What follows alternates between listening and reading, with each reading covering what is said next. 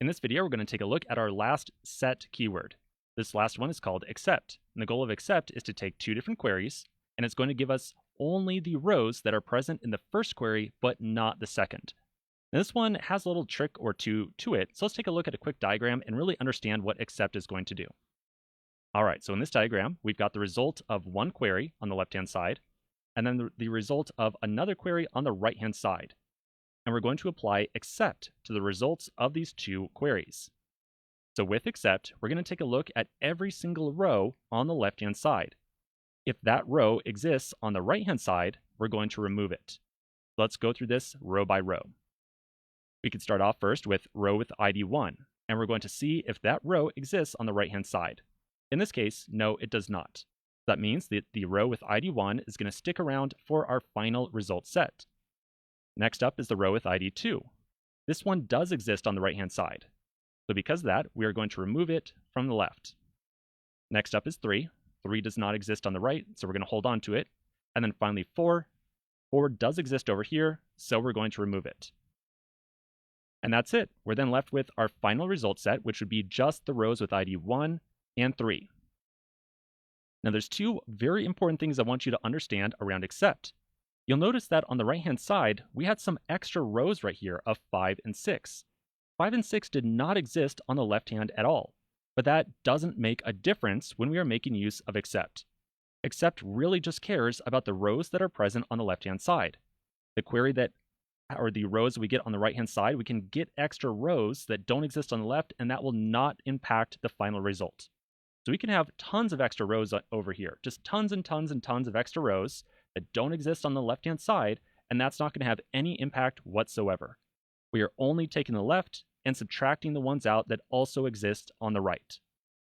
We're not finding a kind of total difference or anything like that.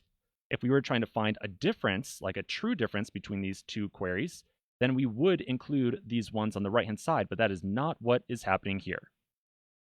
Now, there's one other very interesting thing about the except keyword. When you really start to think about this entire process, where we are really just considering the rows on the left-hand side, you might notice that all the other keywords doesn't really make a difference the order of queries that we issue into these keywords. In other words, with union and intersect, we can show, or we could place this query on the left-hand side or the right-hand side, and it doesn't make a difference to the final result. However, the same is not true when we are making use of except. If we were to flip the order of these two queries, so notice I now have the ratio query over here on the left-hand side. If we change the order, then our final result is going to change as well. So now on the left-hand side, we have 2, 4, 5, and 6, and on the right-hand side, we have 1, 2, 3, 4. So let's take a look at the except keyword being applied to these two data sets now. We would start off with 2. That is present on both sides, so we delete it. We've got 4, which is present on both sides, so we delete it. And then we are left with just 5 and 6, which are not present on the right-hand side. And so our final result set would be just rows 5 and 6. So notice that our final result here is very different. We have 5 and 6 compared to what we did just a moment ago, where we ended up with 1 and 3. So the order of queries we feed in here is going to have an impact. Okay, so that's pretty much it for except. Now very quickly, let's go and put together a quick example. We're going to again do this kind of order by price, limit 4, and order by price divided by weight, limit 4 as well. Okay, so back over here, I'm going to once again put in some parentheses.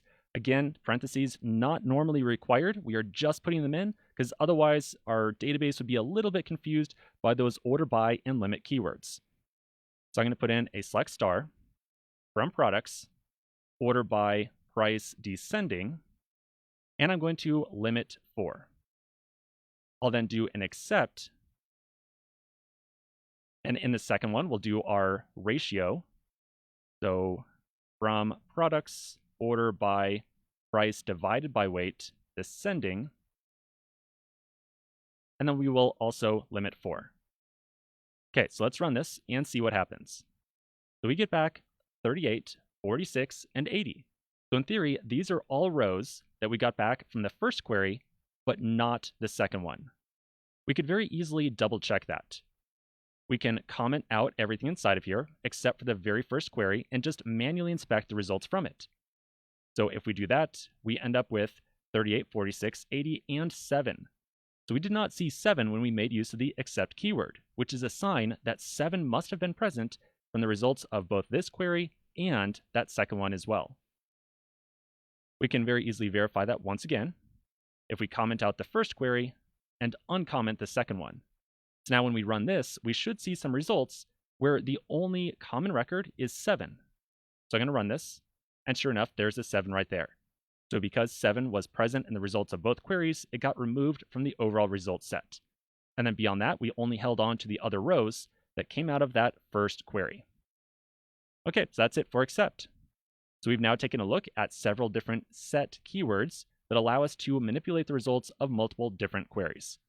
Let's take a pause here and go through some exercises in just a moment.